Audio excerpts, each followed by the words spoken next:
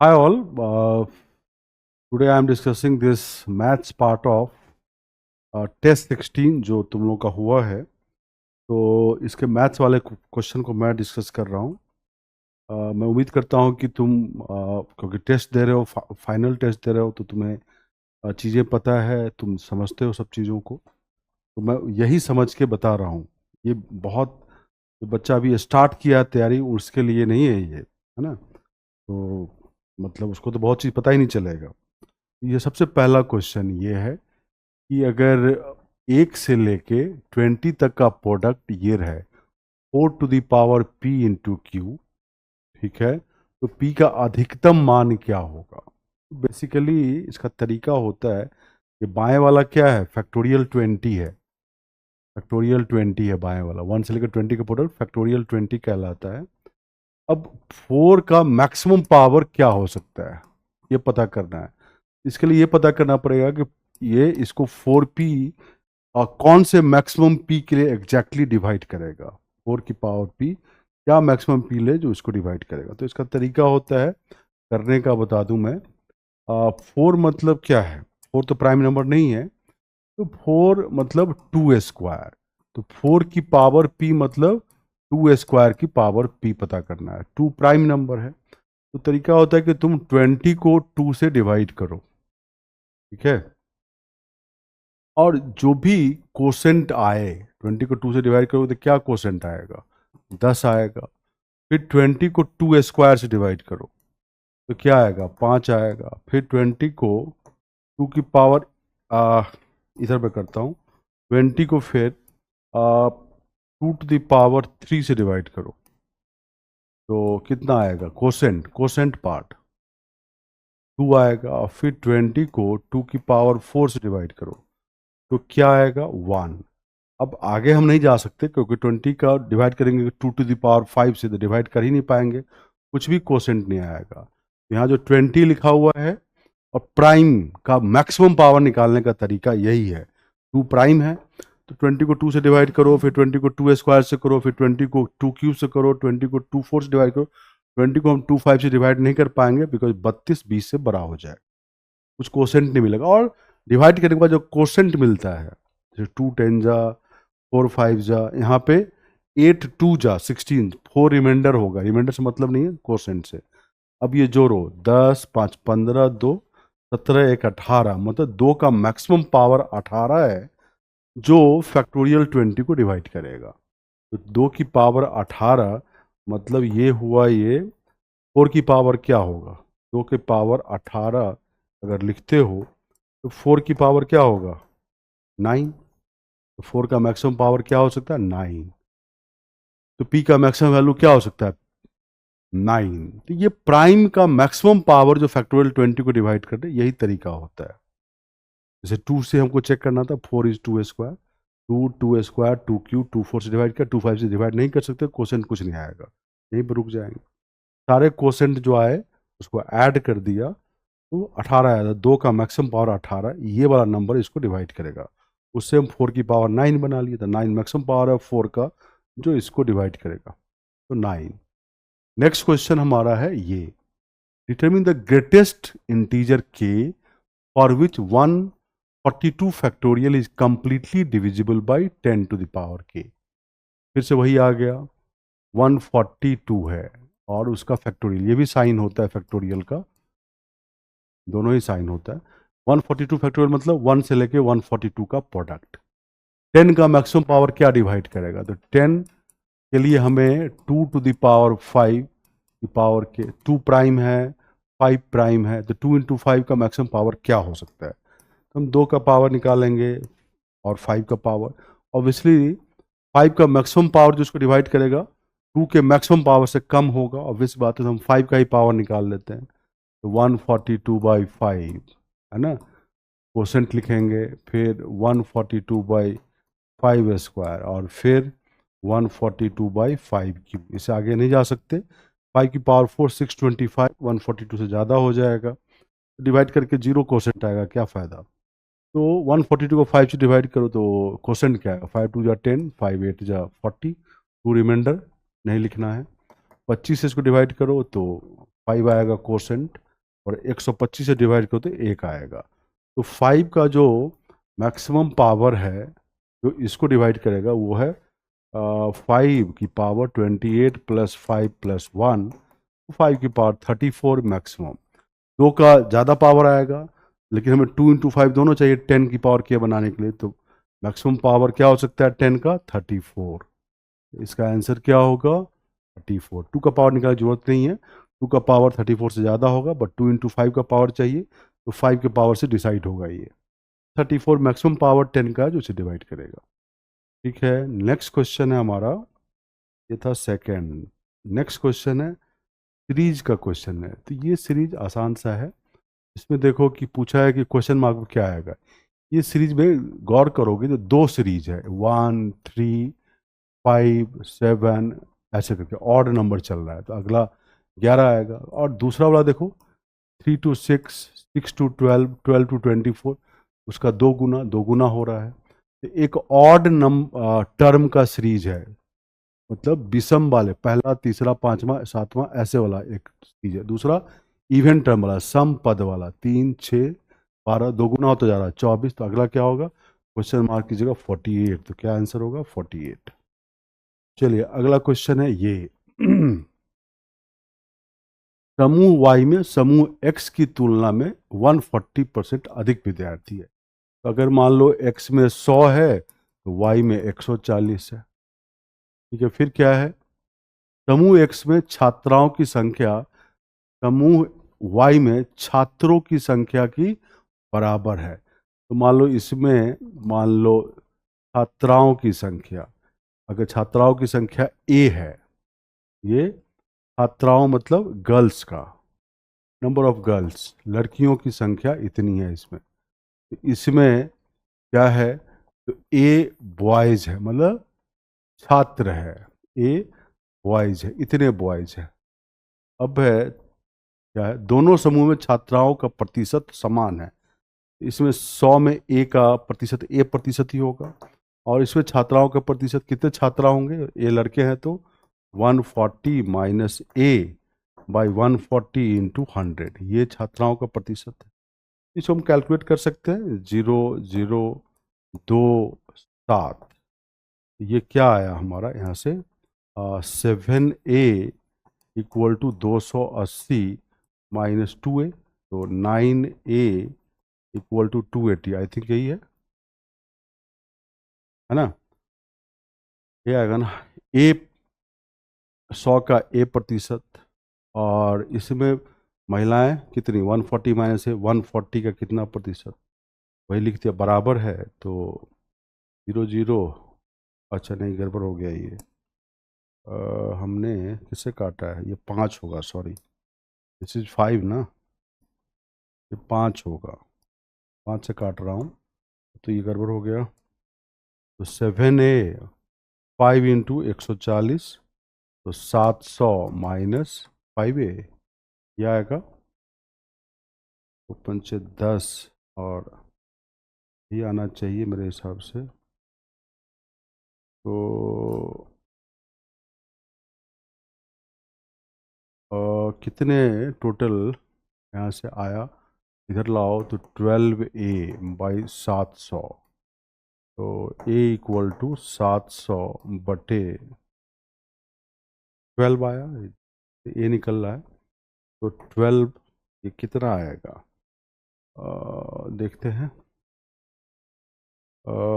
6 या 4 से कट जाएगा, 4 से काट देते हैं, 3 और 4 से ही कटेगा तो 1 28, ये 175/3 आया। फ्रैक्शन में आया कोई बात नहीं, फ्रैक्शन में आया कोई बात नहीं, ए 175/3 आया। तो क्या पूछा गया है कि संपूर्ण विद्यार्थियों में छात्रों का प्रतिशत लगभग कितना है।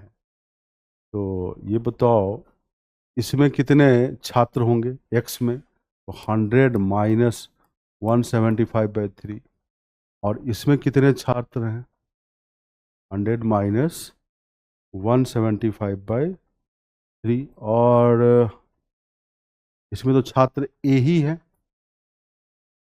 ठीक है, तो ये कितना हो जाएगा बेसिकली 175/3 टोटल छात्र हो गए, नीचे टोटल स्टूडेंट 240, दोनों मिला के गुना 100, ये तो कट जाएगा, ये आया 100/240 इंटू 100, 0 काट सकते हो और कैलकुलेट करोगे तो अप्रोक्सीमेटली 42% आएगा। ये मैंने क्या किया, x 100, y 140, ज़्यादा 40%, ए लड़कियां, इसमें ए बॉयज, ए 100 का कितना प्रतिशत, ए प्रतिशत, इसमें लड़कियों का प्रतिशत कितना होगा, है ना।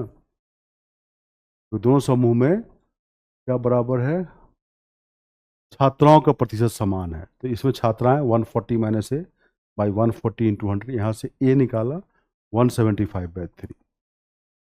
तो टोटल लड़कों का प्रतिशत, तो इसमें कितना लड़का होगा, 100 माइनस 175/3, और इसमें कितना लड़का, ए है 175/3, ठीक है। तो 240 टोटल का कितना परसेंट निकाल लिया, लगभग 42% है।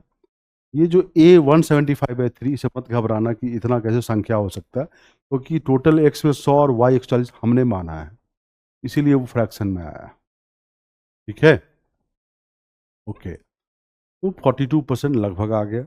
अब आगे ये है, अब ये क्वेश्चन जो हमारा है, ये क्वेश्चन क्या है, तो मुश्किल नहीं है। देखिए इसमें क्या है, ट्रिपल आईटी कॉलेज में प्रथम वर्ष में छात्रों में से 60% छात्राएं हैं, और क्या प्रथम वर्ष की कक्षा में 90 से अधिक छात्राएं हैं। तो हम विकल्प से चलते हैं, डाटा सफिशिएंसी का क्वेश्चन है। प्रथम वर्ष की कक्षा में 120 से अधिक विद्यार्थी है, 120 अगर विद्यार्थी हो तो महिलाएं कितनी होगी, 60%। तो यहाँ पे female greater than equal to, इसका 60% कितना होगा, 72, है ना।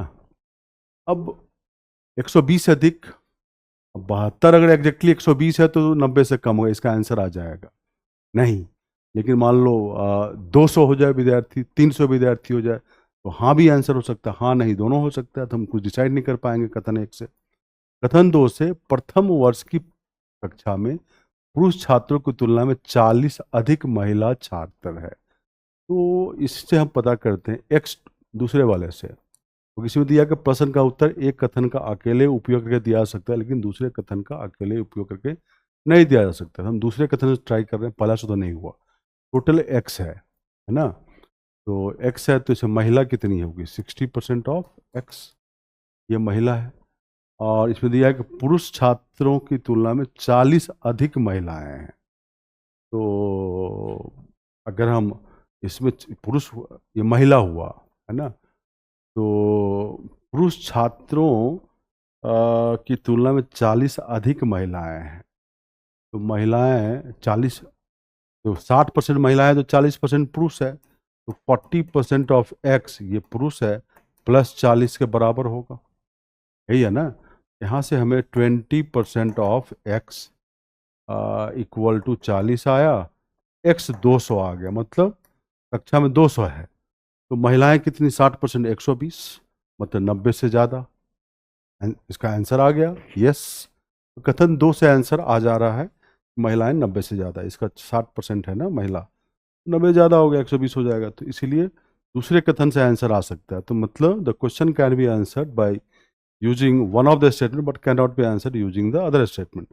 पहले कथन से नहीं आया बट दूसरे कथन से आ गया, महिला 90 से ज़्यादा, क्योंकि 120 महिला होगी, ठीक है।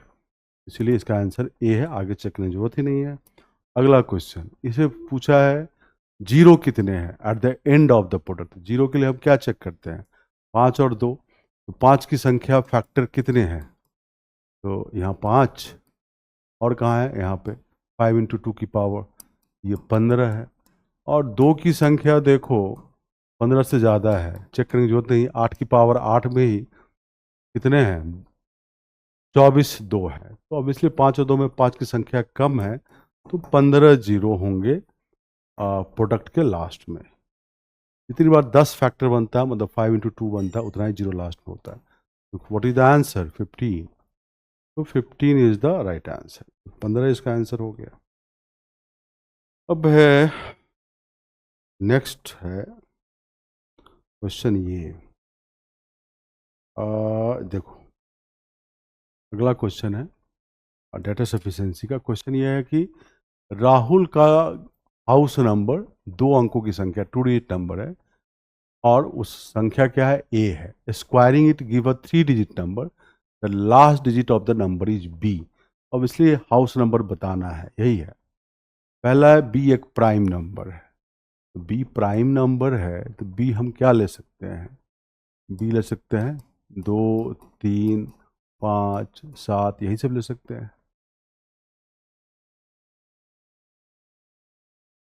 B is a prime number, मतलब तो यही सब हो सकता है, 2, 3, 5, 7 लास्ट डिजिट है तो। अब बोलता ये है कि squaring it give a 3 digit number and the last digit of that number is B, और B is a prime number. अब देखो, उस नंबर को अगर हम स्क्वायर करने पे आना चाहिए बी 2, 3, 5, यही पॉसिबल है। तो तुम ये बताओ कि हम नंबर क्या ले सकते हैं, नंबर क्या ले सकते हैं। जैसे ए को स्क्वायर करने पे, ए स्क्वायर करने पे का यूनिट डिजिट जो है यही प्राइम नंबर आना चाहिए। तो नंबर क्या है, बेसिकली ए क्या है ये पता करना है। तो हम क्या कर सकते हैं, पहली बात, जो नंबर होगा हमारा ए, वो बता दूं मैं, 10 और 31 के बीच में होगा। क्यों? क्योंकि 10 का स्क्वायर ही 3 डिजिट का नंबर होगा, 31 का स्क्वायर करोगे तो 3 डिजिट का नंबर, 32 का स्क्वायर करते ही 1024 हो जाता है। तो ए जो होगा 10 और 31 की। अब क्या हम ले सकते हैं, तो देखो, किसी नंबर के स्क्वायर करने पे उसके यूनिट डिजिट क्या होते हैं ये जानो। 1 का स्क्वायर करते तो 1 यूनिट डिजिट, 10 का स्क्वायर तो 0 यूनिट डिजिट, मान लो 2 का स्क्वायर यूनिट डिजिट 4, 3 का स्क्वायर यूनिट डिजिट 9, फिर 4 का स्क्वायर 6, 5 का स्क्वायर 5 यूनिट डिजिट, और 6 का स्क्वायर यही होगा, 8 का स्क्वायर 4 ही होगा, 9 का स्क्वायर 1। तो किसी भी नंबर को स्क्वायर करो, यूनिट डिजिट यही सब हो सकता है, यूनिट डिजिट यही सब हो सकता है, और कोई नहीं हो सकता। लेकिन हमें स्क्वायर करने पे यूनिट डिजिट प्राइम चाहिए, का मतलब ये 5 भी हो सकता है। इन दोनों के बीच में 2 नंबर हो सकते हैं, 15 ए हो सकता है या 25 हो सकता है ना। क्योंकि 15 का स्क्वायर 225, B5 आ जाएगा, 25 का स्क्वायर 625, B5 आ जाएगा। लेकिन कौन, 2 आंसर आ गया, एक तो यूनिक आंसर आया नहीं, तो पहले कथन से तो नहीं बनेगा। और दूसरा क्या है हमारा, कि बी ए का गुणनखंड है, B is factor of A. नहीं, बेसिकली ये है हमारा B is half of A, basically ये है B is half of A, ये ठीक। B is factor of A नहीं है, B is half of A. तो B is half of A है, B is half of A. Question B A का आधा है, ये है क्वेश्चन। तो बी ए का आधा है, इससे कुछ आ सकता है क्या, तो A equal to half B, है ना। बी ए का आधा, sorry, B equal to half A, B equal to half A, ठीक है। अब क्या है यहाँ पे, बी हमारा ये हो सकता है 104965। अब यहाँ बी प्राइम वाली बात नहीं है, तो अगर हम बी मान लो, यहाँ से क्या आएगा, A equal to 2b, A equal to 2b, ये आएगा। तो बी 1 लेंगे तो ए तो सिंगल डिजिट का हो जाएगा, बी 0 लोगे तो ए 0 नहीं ले सकते, ये सब कट जाएगा, 4 भी कट जाएगा, ए इक्वल टू 8, 2 डिजिट का नंबर नहीं हुआ। 9 ले सकते हो, तो ए क्या हो जाएगा, और बी 9 लोगे तो 18, और 18 का स्क्वायर करोगे तो उसका यूनिट डिजिट जो होगा वो 4 होगा, 9 नहीं होगा तो सेटिस्फाई नहीं किया इसको। फिर ए, मान लो बी हम 6 लिए तो ए 12 हुआ। अब 12 का स्क्वायर करेंगे 144 होगा, 6 के बराबर तो नहीं आया, यूनिट डिजिट नहीं पॉसिबल है। और बी 5 लेंगे तो ए 10, 10 का स्क्वायर 100, यूनिट डिजिट 5 तो आया नहीं, बी आया नहीं। तो बी सेटिस्फाई नहीं करता है इस रिलेशन को, तो हमें कोई ए नहीं मिलेगा। तो कथन एक से भी हमें कोई यूनिक नंबर नहीं मिला, 15 या 25 दो मिला, और दूसरे से भी हमें इसको सेटिस्फाई करने वाला कोई ए मिला ही नहीं। तो दोनों से तो अकेला अकेला सॉल्व नहीं होगा, दोनों मिला भी देंगे तभी नहीं पॉसिबल है, दोनों मिला भी देंगे तब भी पॉसिबल नहीं है, यही दो आंसर आ जाएगा, तो यूनिक कुछ आएगा नहीं। इसीलिए इसका आंसर होगा the question can not be answered even using both the statement. ठीक है, ये समझ गए? ठीक है, अगला क्वेश्चन है,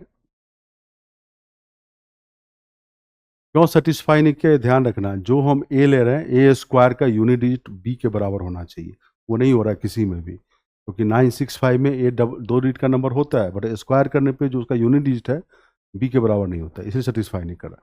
और दोनों को मिलाने पे ये दोनों आएगा, यूनिक तो आएगा नहीं, इसीलिए ये आंसर।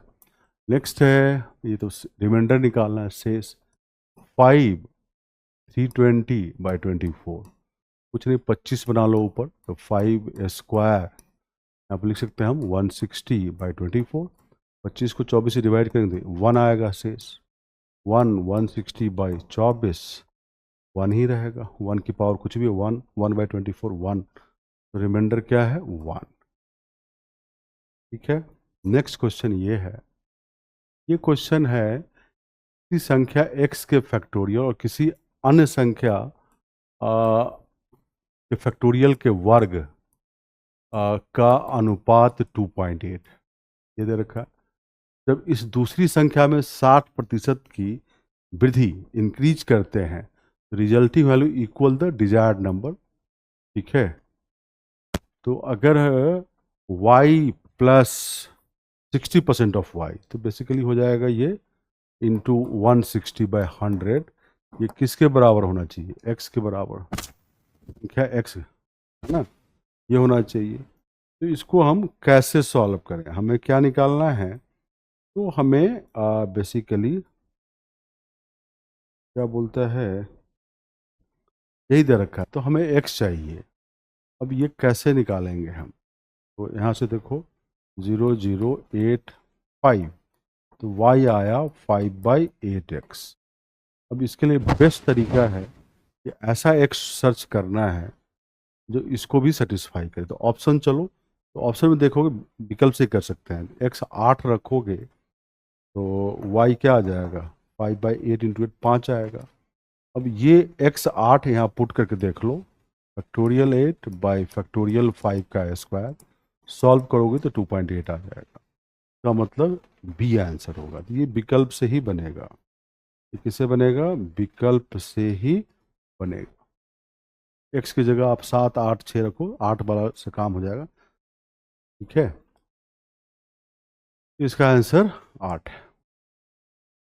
चलिए अगला क्वेश्चन ये है, ये क्या, ये सिंपल है कि find the difference between the number of numbers from 10 to 150 which are not divisible by any other number except 1 and itself.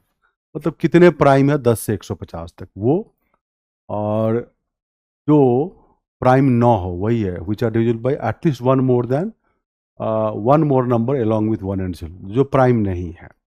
तो 10 से 150 तक टोटल संख्या कितने हैं, 150 माइनस 10 प्लस 1, 141। मैं बता दूं 10 से 150 तक 31 प्राइम नंबर है, वैसे याद रहना चाहिए, प्राइम नंबर 10 से शुरू करोगे तो 11 है 13 है, ऐसे करके काउंट करना पड़ेगा।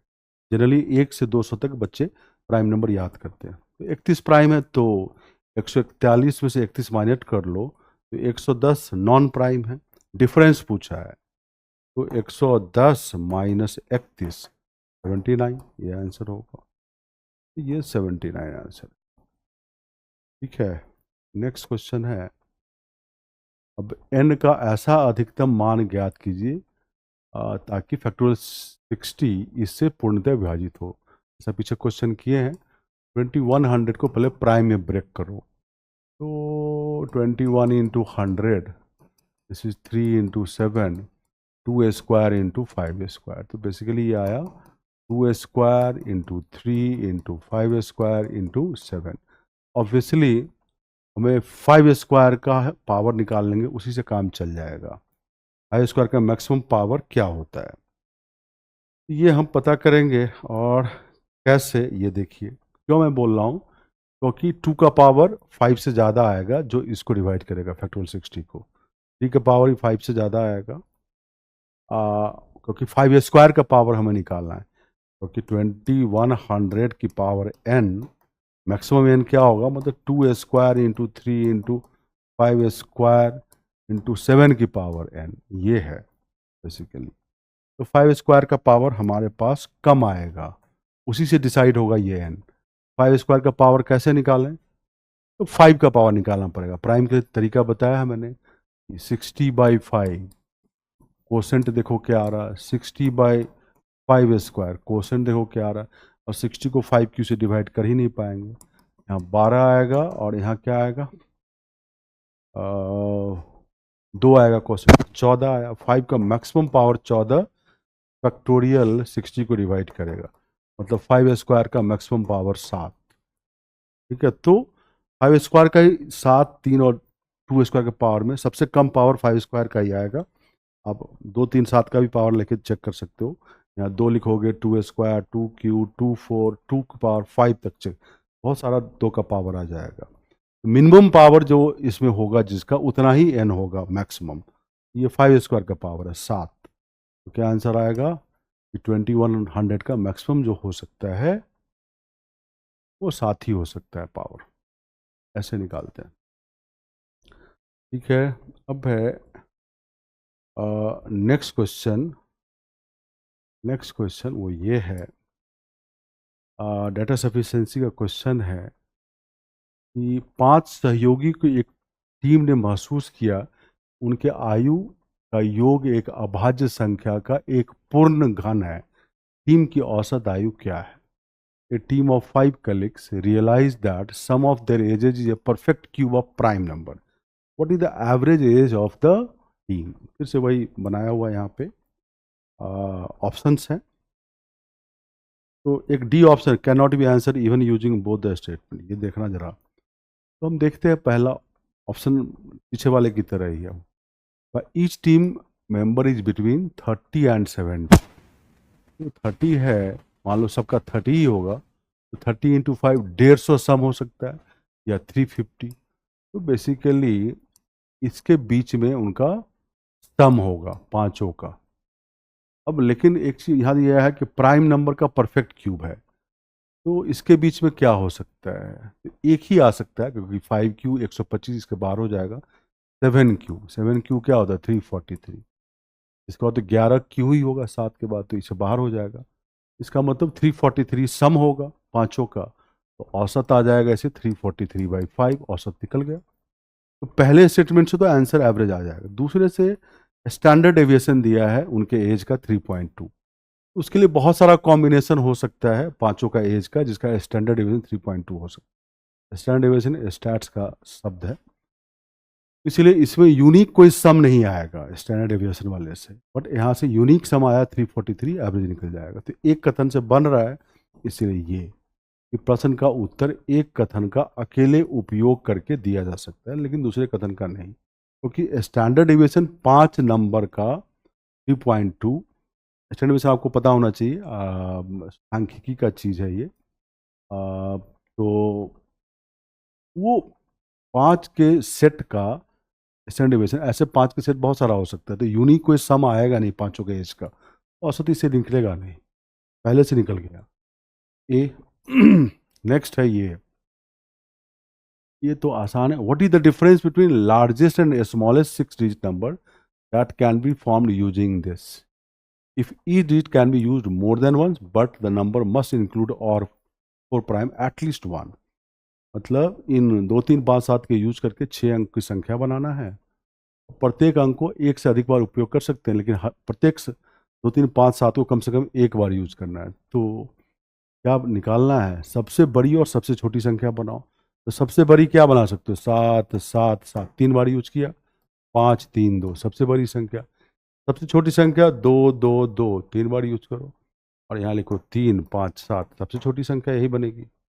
डिफरेंस चाहिए तो माइनस कर लो इसमें और देखो क्या आता है। ठीक है, देखोगे माइनस करोगे तो ये आएगा, आएगा हमारा, क्या बता देता हूँ, 555,175 ये आएगा। अब इसमें इसको माइनस करके देख लो, सबसे छोटा ये नंबर बनेगा, सबसे बड़ा ये का डिफरेंस पूछा है तो है। चलिए ठीक है, नेक्स्ट, नीचे दी गई श्रृंखला में x का मान बताइए। ये जो है ना कुछ इस तरह का है, 4 6 15 ऐसे करके, तो 4 से 6 बढ़ रहा है तो इंटू 1.5 हो रहा है, 6 से 15 इंटू 2.5। तुम देखोगे यहाँ पे ये इंटू 1.5, ऐसा नहीं कि इंटू 3.5 इंटू 4.5, ऐसा नहीं हो रहा है। तो 15 से ये होगा फिर से 1.5 और यहाँ से ये होगा इंटू 2.5, तो x 22.5 होगा और इसका 2.5 से मल्टीप्लाई करोगे तो 56.25 आ जाता है। ये चल रहा है ऐसे, इंटू 1.5 इंटू 2.5 इंटू 1.5 इंटू 2.5, इसका इंटू 1.5 ये हो रहा है। इसका मतलब x हमें 22.5 लेना पड़ेगा, है ना, 15 गुना 1.5, और इसका इंटू 2.5 करोगे तो 56.25 आ जाएगा। यही पॉसिबल है। ठीक है, ऐसा नहीं बनेगा इंटू 1.5 इंटू 2.5 इंटू 3.5 इंटू 4.5, तो ये सीरीज नहीं मिलेगा, तो वो नहीं हो सकता है। इसी तरह चल रहा है। नेक्स्ट देखो, ये है। अब इसमें क्या है कि भाई 15% नमक विलयन, मतलब एक घोल है जिसे 15% सॉल्ट है, को अन्य नमक विलयन टी, जिसमें नमक कितना परसेंट है नहीं पता, के साथ 1:3 के आयतन अनुपात में मिलाया जाता है। इसके बाद इस मिश्रण को समान आयतन के 15% नमक विलयन के साथ मिलाया जाता है। यदि अंतिम मिश्रण में नमक की सांद्रता ये है कॉन्सेंट्रेशन, तो विलयन टी की सांद्रता ज्ञात कीजिए। विलयन टी की सांद्रता नहीं पता है, तो मान लो कि x भाग विलयन टी में नमक है, तो बेसिकली किस अनुपात में मिला है, 1:3। हम मानते हैं 100 ml पहला विलयन है, 300 ml टी है। इसमें कितना नमक है, 15%, और इसमें इतना भाग, तो x इंटू 300 नमक।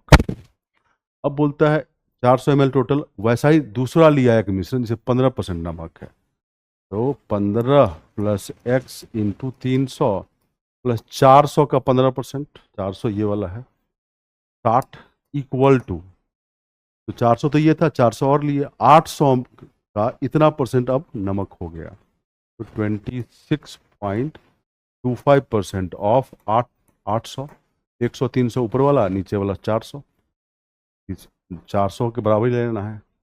अब ये सॉल्व कर लो, x निकाल लो, बस x यहाँ से सॉल्व करोगे तो आ जाएगा, मैं बता दूं क्या आएगा, x सॉल्व करने के बाद आएगा 9/20, बस। तो इतना भाग है टी में नमक, तो परसेंटेज में 9/20 इंटू 100, 45%। तो क्या आंसर होगा, 45%, ये राइट। और नेक्स्ट क्वेश्चन ये है, बहुत आसान है। अब कुछ मत करो, 129 से भाग देने पे क्या शेष आएगा, 29 से भाग देते जाओ, शेष निकालते जाओ, ऐड कर दो, और फिर 29 से भाग दे दो, देखना 21 आएगा। 29 से इंडिविजुअली सबको भाग दो, शेष निकालो, और उन सभी शेष को जोड़ के फिर 29 से भाग दे दो, देखना शेष आएगा 21। आसान सा क्वेश्चन, ठीक है। ये क्वेश्चन है फिर से डाटा सफिशिएंसी का। ये क्या है क्वेश्चन, देखिए आप, तो क्या है कि x z equal to X to the power k minus 22, तो क्या z 7 से विभाज्य है। पहला कथन, x 15 है, k एक धनात्मक पूर्णांक है, तो दाहिने साइड में हम 15 की पावर k दो माइनस 22, इसको 7 से भाग दे के देखो और शेष निकालो। 15 को 7 से भाग दो तो शेष 1 आएगा, 1 की पावर k 1 ही, और 22 को 7 से भाग दो तब भी 1, ऊपर 0 शेष आ गया, मतलब 7 से डिविजिबल होगा जेड, तो पहला से तो आंसर आ रहा है।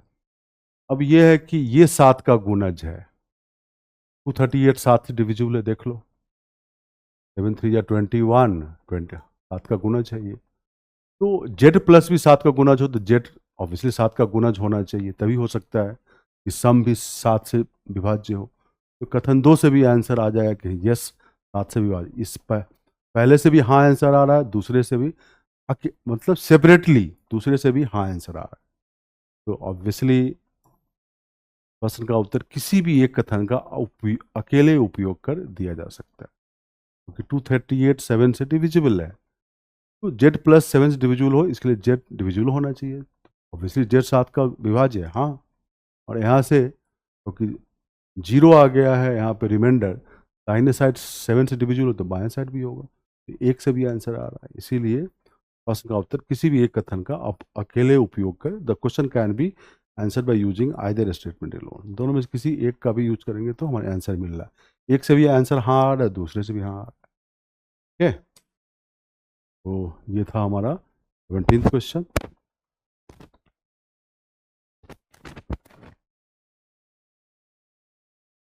नेक्स्ट अब हम लोग 18th क्वेश्चन देखेंगे।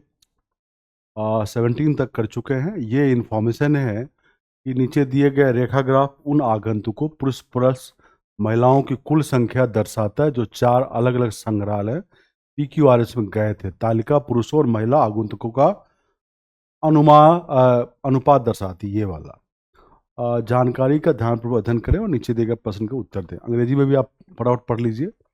The line graph below show the total number of visitor, men and women. We went to 4 different museums, PQRS. The table gives the ratio of man to women. Museum visitor study the information carefully and answer the question that follow. Question क्या है? यदि मैं हिंदी पढ़ता हूँ तो अंग्रेजी वाला फटाफट पढ़ लीजिए। मैं जनरली हिंदी वाला ही पढ़ रहा हूँ। यदि संग्रहालय टी में आने वाले महिलाओं की संख्या संग्रहालय पी और आर में आए कुल पुरुषों की संख्या का 80% है, बोले तो ये करें पी और आर। पी और आर, देखो पी हमारा ये है, ये हम ले सकते हैं 72 लगभग, और आर हम ले सकते हैं यहाँ पे 56। ये 1 2 3 4 5 बने हुए, 2 2 का है, तो आप ऐसे ले सकते हो। तो पी और आर यहाँ पे ये 72 और ये 56। अब इसमें पूछा गया है कि पी और आर में आए कुल पुरुषों की संख्या, उत्तर पहले तो वो निकालें।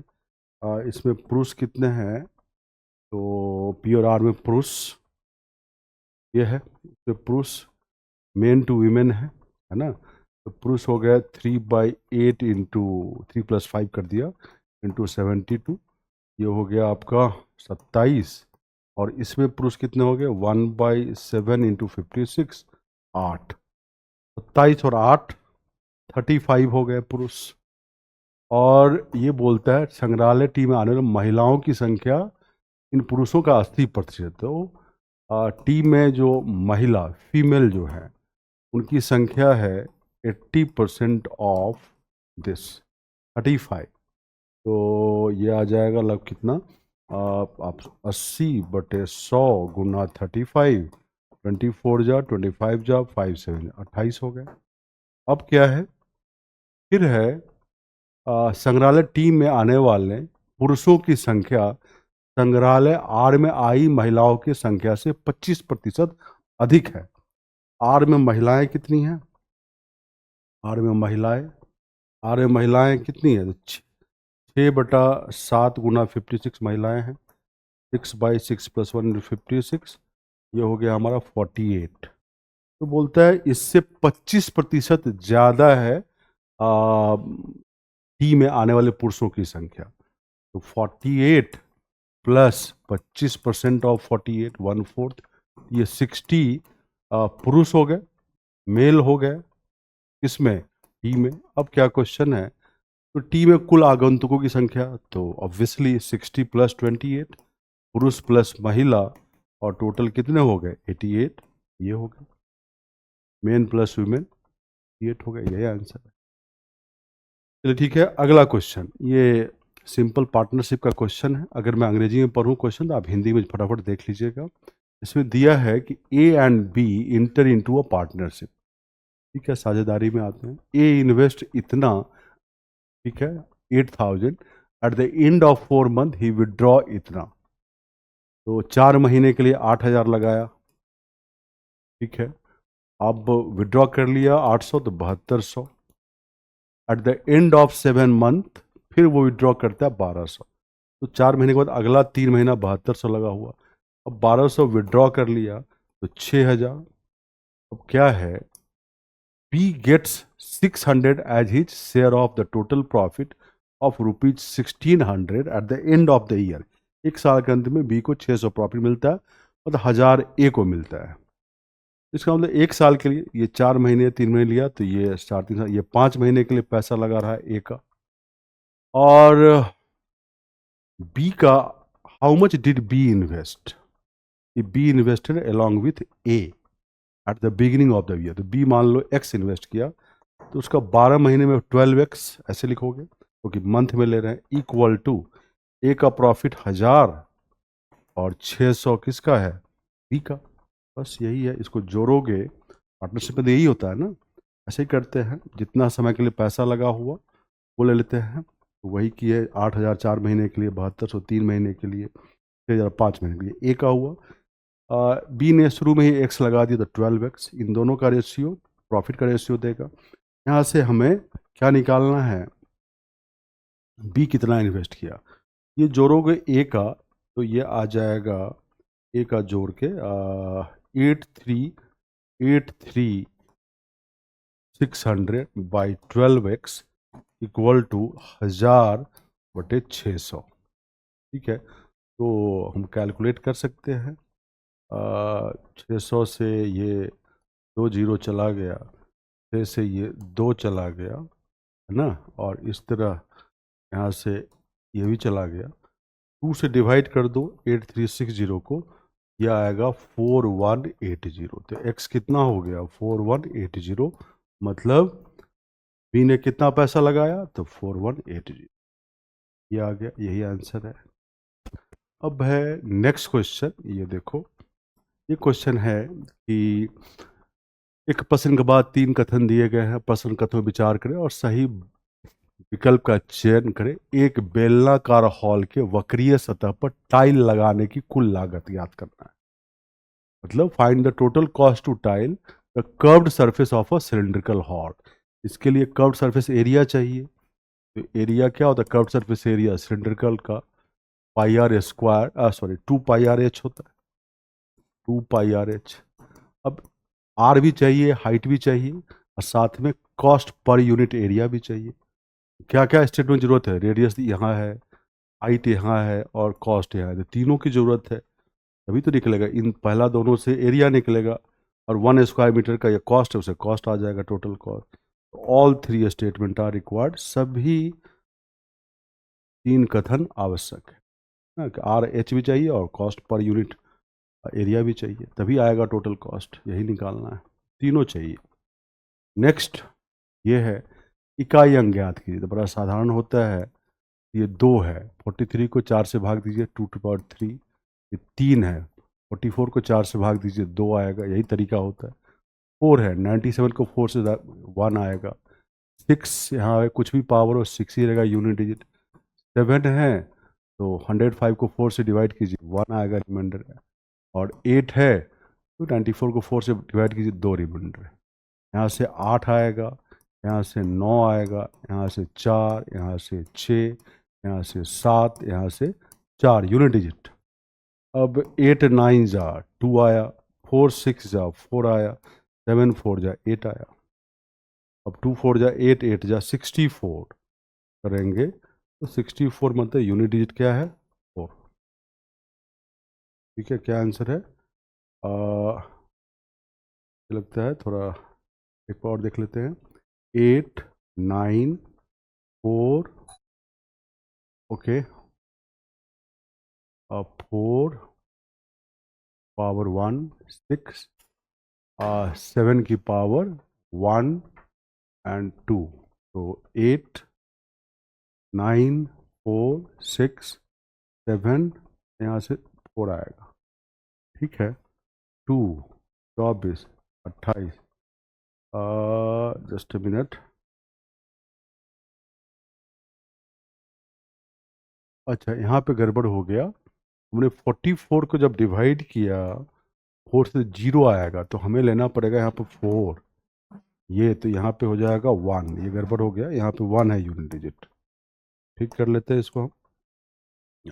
ये होगा क्योंकि जीरो रिमाइंडर आने में 4 पावर लेना, तो 8 1 जा 8 4 8 8 4 जा 32 2 2 8 जा 16, तो मतलब ये मल्टीप्लाई करने पे 6 आएगा unit digit. So answer is 6, answer is 6, right, ये होगा।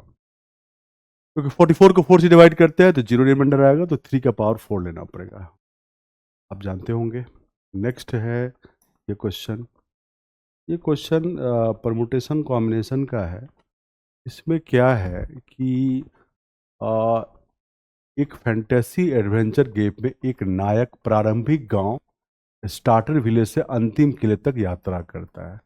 तो स्टार्टिंग से लेके और फोर्ट तक, किला तक करता है वो। इस दौरान 5 मध्यवर्ती क्षेत्र से गुजरता है, रीजन है R1 R2 R3 R4 और R5।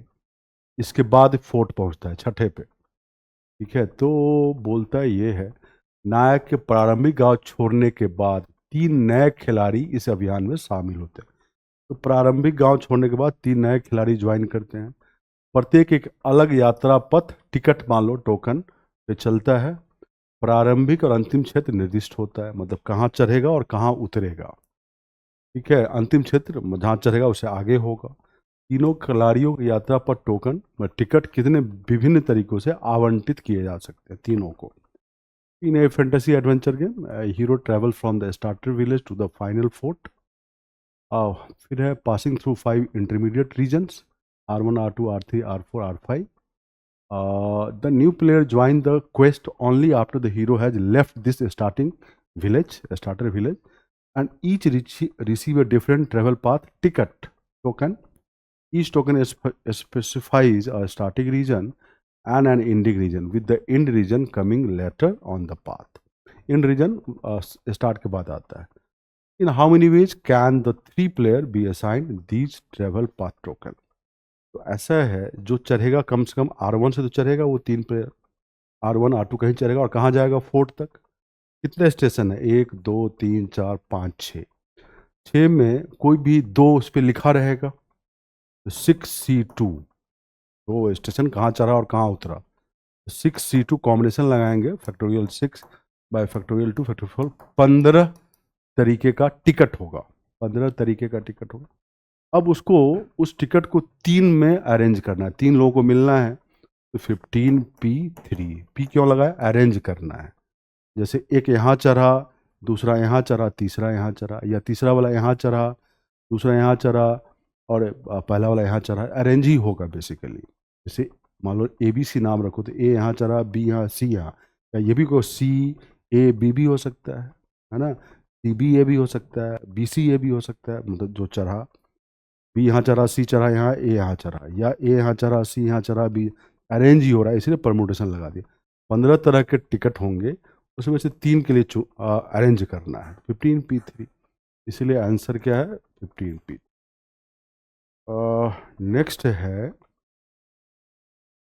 नेक्स्ट है ये क्वेश्चन डाटा सफिशिएंसी का है।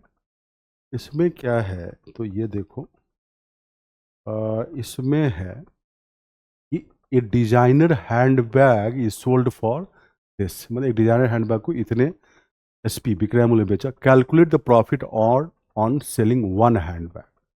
पहला है the cost of 8 handbag is equal to selling price of 6 handbag. ये प्रॉफिट परसेंट दे देगा, इससे निकल सकता है। ईच, क्योंकि 8 का कॉस्ट 6 बेचने से निकल गया, तो 2/6 × 100 ये होता है प्रॉफिट परसेंट, आ जाएगा। Each handbag is sold at this, ये ऑलरेडी इससे प्रॉफिट परसेंट दिया ही हुआ है। हम दोनों में से किसी से भी इसका प्रॉफिट निकाल सकते हैं दोनों में से, क्योंकि प्रॉफिट परसेंट पता चल रहा है तो हम निकाल सकते हैं प्रॉफिट दोनों से। तो आइदर 1 और 2 दोनों में से किसी एक से भी कर सकते हैं, इसीलिए बी आंसर है। राइट। नेक्स्ट क्वेश्चन है ये क्या है कि P is U% less than Q, P is U% less than Q, P is V% less than R, तो R is T% more than Q, express T in terms of U and V, simple calculation है। P is U% less than Q, तो ये लिख सकते हो P equal to 100 minus U by 100 into Q। P is V% less than R, तो 100 minus V by 100 into R। और फिर R is T% more than Q, तो R is 100 plus T by 100 Q, यही है हमारे पास। अब हमें कहता है P U V में रिलेशन निकालें। ऐसा ही लेफ्ट हैंड PP है, यहाँ से हम क्या करते हैं, ये दोनों इक्वल कर सकते हैं। तो 100 minus U by 100 Q equal to 100 minus V by 100 R आएगा। ठीक है, अब यहाँ से R निकाल लो, तो 100 तो कट ही जाएगा। R क्या आएगा, R equal to 100 minus U by 100 minus V, Q आ जाएगा। यहाँ R की जगह पुट कर लो, तो 100 minus U by 100 minus V Q equal to 100 plus T by 100 Q हो जाएगा। Q और Q कट जाएगा। अब आपको T ही कैलकुलेट करना है, जो कैलकुलेट किया जा सकता है ये U है। तो T कैलकुलेट यहाँ से हो जाएगा आराम से, और वो आएगा, कैलकुलेट करके बताऊं क्या आएगा, V minus you 100 minus V into 100, यही आएगा। आप यहाँ से कैलकुलेट करके T कैलकुलेट कर सकते हैं, तो बहुत साधारण है। क्रॉस मल्टीप्लाई करके T कैलकुलेट हो जाएगा और A आएगा। So this is the answer. Okay, next question है ये, रोहन अपनी बाइक से 27 किलोमीटर प्रति घंटा की चाल से चलता है, 27 किलोमीटर प्रति घंटा की चाल से चलता है। अब है मीना रोहन से 25 मीटर पीछे है, 25 मीटर पहले मीना है और यहाँ पे रोहन है। ठीक है, और मीना रोहन से पीछे उसी दिशा में बाइक से आ रही है। ठीक है, मीना इधर चल रही है सेम डायरेक्शन में। विपरीत दिशा से अर्जुन, उसी सड़क पे अर्जुन 63 किलोमीटर पर आवर से आ रहा है, और रोहन से कितनी दूरी पे है, तो रोहन से 250 मीटर की दूरी पर है। तो मीना को किस चाल से बाइक चलानी होगी ताकि तीनों एक ही समय मिले। तो ये पता करो कि रोहन और अर्जुन कितने समय मिलेगा। तो 250 जो किलोमीटर बदलते हैं, तो 1000 बटे रिलेटिव स्पीड सापेक्ष चाल 27 प्लस 63, कितना हो जाएगा 90, इतने आवर लगेंगे। तो ये 4 1/360 आवर में कौन मिलेगा, रोहन प्लस अर्जुन मिल जाएगा। तो 1/360 आवर, तो इसको हम सेकंड में करेंगे तो 10 सेकंड, 360 आवर तो कितना होगा 3600 से मल्टीप्लाई 10 सेकंड के बराबर। दोनों मिल गया रोहन और अर्जुन। अब क्या पूछा, मीना को किस चाल से चलना चाहिए। मीना को 10 सेकंड में कितना दूरी तय करना पड़ेगा, ये पता करना है। तो रोहन 10 सेकंड में कितना आगे हो जाएगा, या 1/360 आवर में। तो रोहन को देख लो, 27 गुना 1/360 किलोमीटर चला जाएगा रोहन। या इसको मीटर में बदलोगे तो 27 गुना 1/360 इंटू 1000 मीटर रोहन आगे चला गया, तब मिलेगा उसको अर्जुन को 10 सेकंड में। तो देखते हैं कितना आगे, 9 3 जा 9 40 0 0 25। तो रोहन 75 मीटर चला है तब मिला है अर्जुन को। तो बेसिकली मीना को 25 प्लस ये 75 100 चलेगी तभी अर्जुन को मिलेगी। 10 सेकंड में चलना है, तो 75 प्लस 25 बटे 10 मीटर पर सेकंड मीना को स्पीड रखना पड़ेगा। इसको किलोमीटर पर आवर बदलना है तो 10 गुना 18/5 और ये आएगा 36 किलोमीटर प्रति घंटा। यही मीना का स्पीड होना चाहिए, तीनों साथ मिल जाएंगे। तो हमने क्या किया, पहले ये पता किया कि रोहन और अर्जुन कितने समय के बाद मिलते हैं, इतने आवर या इतने सेकंड। 250 बटे सापेक्ष चाल कर दिया, 250 को किलोमीटर बदल दिया, इतना आया। अब 10 सेकंड में रोहन कितना आगे मिला है वो निकाल लिया। 27 to 1/360 आवर, मीटर में बदला तो ये 75 मीटर के बाद मिला है। मीना को 25 + 75 चलना पड़ेगा 10 सेकंड में, तभी तो मिलेगा सब साथ। तो 75 + 25 बटे 10, मीना का स्पीड 10 मीटर पर सेकेंड, 18/5 से मल्टीप्लाई किया, किलोमीटर पर आवर आ गया। यही आंसर है, राइट। नेक्स्ट है 26। मैं उम्मीद कर रहा हूँ कि तुम पढ़ के ये टेस्ट दी हो, तुम्हें पता है चीज़ें, मैं उसी हिसाब से बता रहा हूँ क्योंकि ये तो क्लास तो है नहीं। Compute the sum of all distinct 4 digit number that can be formed using the this. कितने बनेंगे, 4 डिजिट है, एग्जैक्टली सबको यूज करना है एक बार। तो होता है फैक्टोरियल 4, 4 4 2 बार है तो ऐसे डिवाइड करते हैं, 12 आएगा। कितने नंबर बनेंगे उसका सम निकालना है। तो कैसे निकालें, 12 नंबर, पहले 4 पहला लोगे तो 2 4 7 को हम अरेंज करते हैं, तो 4 2 7 7 2 ये हो गया। फिर 4 रहने दो और 2 ले लो पहले, तो 2 4 7 74 है ना, ये आ गया। फिर यहाँ पे 4 रहने दो, अब ले लो यहाँ पे 7, तो 2 4 4 2, ये कितने आ गए, 6 नंबर, ये जोड़ना है। अब हम स्टार्ट करते हैं, 4 वाला तो स्टार्ट वाला हो गया, अब हम स्टार्ट करते हैं 2 वाला। तो 2 वाला स्टार्ट करेंगे तो 2, अब 4 4 7 अरेंज करना, तो 4 4 7 4 7 4 है ना, 2 या 7 यहाँ ले लो तो 4 4, ये 2 वाला हो गया। 7 लेंगे तो 4 4 2 या 2 4 और 7 2 4 4, ये 6 ये आ गए, टोटल 12 आ गए। जोड़ लीजिए, जोड़िएगा तो बी आएगा। हमने नंबर ही बना दिया, पहले 4 लेके, फिर 2 लेके, फिर 7 लेके, सारे नंबर बना दिए। 12 बनने हैं, ऊपर से पता चल रहा है तो जोड़ दिया मैंने। चलिए ठीक है। नेक्स्ट है क्वेश्चन ये, after selling A jacket Sameer found that he had made a loss of 20%. He also found that had he sold it for rupee 30 more, he would have made a profit of 10%. 10%, मतलब बोला कि समीर एक jacket बेचने के बाद उसे 10-20% का loss हुआ। वो ये भी पता किया कि अगर वो 30 रुपये ज़्यादा में बेचता तो 10% लाभ होता। तो the actual initial loss was what percent of the profit earn had he sold the watch for a 10% profit. ठीक है, तो अगर उस वस्तु को, मतलब जैकेट को, नॉट वॉच, जैकेट को अगर 10% प्रॉफिट बेचता तो इनिशियल लॉस उस प्रॉफिट का कितना परसेंट होता। ऐसा है, जो इनिशियल सेलिंग प्राइस था वो 20% लॉस पे था, अब सेलिंग प्राइस 30 रुपये ज़्यादा बेचता तो 10% प्रॉफिट, तो प्रॉफिट हो गया, मतलब ये 20% भी कवर हुआ, साथ में 10% प्रॉफिट भी हो गया। तो 30% बेसिकली कॉस्ट प्राइस का क्या है, 30। 30 क्यों लिखा, ये पहले तो -20 कवर होगा, फिर ये +10 होगा इस 30 रुपये के कारण, इससे कॉस्ट प्राइस आ गया 100।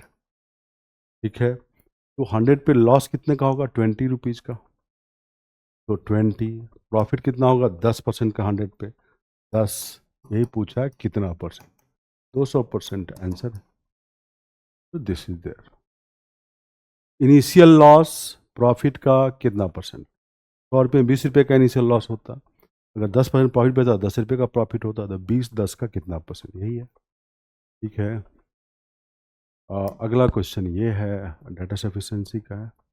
ये साधारण सा क्वेश्चन है और ये देखें क्या है। ये है कि भाई P Q R S positive consecutive integer है, मतलब एक के बाद दूसरा क्रमागत है, उनका प्रोडक्ट ये है, तो what is the value of S, S क्या है। तो पहले तो यहाँ से देखो 360 है तो इसको हम ब्रेक कर सकते हैं, प्राइम नंबर में 2 इंटू 3 स्क्वायर 72 गुना 5, यह आएगा 2 इंटू 3 स्क्वायर इंटू 5, और यहाँ से नंबर भी निकाल सकते हो, क्रमागत है ये आएगा 2 3, कितने नंबर है? 4 नंबर थे, 3 4 5 6, ये बना सकते हो। 3 3 गुना 2 6, 2 गुना 2 बचा 4, हाँ यही बनेंगे। अब इसमें एस किसको लें, कैसे पता करेंगे? S is prime, S is prime, तो 3 भी हो सकता है, 5 भी हो सकता है, कौन है एस नहीं पता चलेगा, तो फर्स्ट से तो नहीं पता चलेगा, लेकिन P greater than Q greater than R greater than S, इससे पता चल जाएगा। 6 5 से बड़ा, 5 4 से बड़ा, तो पता चल गया कि एस क्या है, 3 है। तो सेकेंड से पता चल जा रहा है, फर्स्ट से नहीं, इसलिए A answer. The question can be answered by using one of the statement alone but can not be answered using the other statement. एक कथन दूसरा से बनता है, पहला से नहीं बनता है, क्योंकि पहला से एस की वैल्यू 3 है कि 5 है नहीं पता चलेगा। ठीक है, अब है अगला क्वेश्चन। ये एक गार्डनर है जो plant row of plant numbered consecutively from 10 to this, where k is a positive integer greater than this. Let a be the average number of all plant with odd number and b be the average number of all plant with even number. तो एक माली के पास पौधे की एक पंक्ति है जिसमें लगे पौधे पर ये नंबरिंग कर देता है। ठीक है, तो बोलता है ए सभी विषम संख्या वाले पौधे का औसत है, बी सभी सम संख्या वाले। तो ए बी का डिफरेंस, तो सम तो 10 12 से लेके 2k+8 तक, यही है। तो ऐसा दो दो बढ़ रहा है, औसत पहला और अंतिम का जो होगा पूरे का वही होगा, ये औसत का गुण है, तो 2k+8 बटे 2, तो ये आ जाएगा k+9। और उसी तरह 11 13 से लेके 2k+7 सारे ऑड है, दो दो ही बढ़ रहे हैं, तो औसत निकालने के लिए सभी का पहला और अंतिम के औसत के बराबर ही होगा, यही गुण होता है। तो 11 + 2k+7 बटे 2, और ये k+9। इसमें ए ये है और ये बी है, ये क्या है, बी है। हाँ, तो ए और बी का डिफरेंस क्या हुआ, 0, दोनों सेम ही है, क्या आंसर है, राइट। ये है क्वेश्चन एक और, ये वाला, इसका देखो क्या है। ये है कि ईज इंटीजर एन और प्राइम नंबर, क्या पूर्णांक यानी अभाज्य संख्या है? इसका आंसर हाँ भी हो सकता है, नहीं भी हो सकता है। कथन एक देखो, p अगर 2 लेते हो तो दाहिने वाला 2 से डिविजिबल होगा, n प्राइम नहीं होगा। p 3 लेते हो तो दाहिने वाला 3 से भी डिविजिबल होगा, क्योंकि फैक्टोरियल लेते तो 3 से डिविजिबल होता ही है, और p भी 3 से होगा तो सम भी 3 से होगा, तो n 3 से डिविजिबल मतलब n प्राइम नहीं है। तो इसी तरह p 4 5 6 पुट करो, n 4 5 6 से डिविजिबल हो जाएगा। तो इसका मतलब पहले से पता चल रहा है कि n प्राइम नहीं है, उसका आंसर नो आ रहा है, तो पहले से इसका आंसर नो आ रहा है, हो सकता है। दूसरा, n is a multiple of 5। अब n 5 है कि 10 है कि 15 है, तो हम नहीं बता सकते हैं कि n प्राइम है, प्राइम हो भी सकता है नहीं भी हो सकता है, दूसरे से नहीं आएगा, एक से आंसर आ जाएगा कि नहीं है, इसलिए ए आंसर क्या होगा, इसका answer A is the right answer. ठीक है, ठीक है, p2 3 पहले में p2 3 पुट करो, तो 2 पुट करो तो 2 से डिविजिबल होगा, क्योंकि फैक्टोरियल 2 से डिविजिबल है। तो 3 से p पुट करोगे तो 3 से फैक्टोरियल डिविजिबल है, 3 भी डिविजिबल है, सम भी होगा, तो n 3 से हो जाएगा, प्राइम नहीं होगा। तो p के 2 से लेकर 6 तक कुछ भी रखोगे n प्राइम नहीं रहेगा। ठीक है, डिविजिबल हो जाएगा, जो भी रखोगे p उसी से डिविजिबल n हो जाएगा। ठीक है, और n ये मल्टीपल ऑफ 5 प्राइम भी हो सकता है, नहीं भी हो सकता है, यहाँ से कुछ नहीं कर सकते, पहले से नहीं है, प्राइम आता है, इसलिए ये है। एक और क्वेश्चन है, ये वैसे रीजनिंग का है बट इसमें आ गया है, ये स्टेटमेंट है और पी भी में रिलेशन बताना। ये देखो, यहाँ पर पी कहाँ है तो यहाँ है, और भी कहाँ है तो यहाँ है ना। यहाँ पे v ग्रेटर देन u, ठीक है, और यहाँ पे u लेस देन e आ गया है, हमें v और p में रिलेशन बताना है, और यहाँ पे p e से बड़ा आ रहा है। अब यहाँ पे v u से तो बड़ा है और u e से छोटा है, तो v e से बड़ा होगा या क्या होगा नहीं पता है, तो हम v और p में कनेक्ट नहीं कर पाएंगे, vp का रिलेशन यहाँ से तो नहीं निकलेगा। लेकिन यहाँ पे देखो इसमें आ रहा है v less than equal to P और यहाँ से आ रहा है v greater than p। v और p में तो दोनों में से कोई एक संबंध तो होना ही होना है, v या तो p से लेस या इक्वल हो या v p से बड़ा हो, इसीलिए इसका आंसर होगा आइदर और, दोनों में से कोई एक तो करेक्ट होगा ही होगा। ऊपर दिए कथन से नहीं आ रहा है लेकिन इस निष्कर्ष में पता चल रहा है दोनों में से कोई एक तो होना ही होना है, या तो v p से बड़ा होगा या v p से छोटा या बराबर होगा, इसीलिए आइदर और। ठीक है, चलिए थैंक यू, तो हमें यही करना था। Thank you.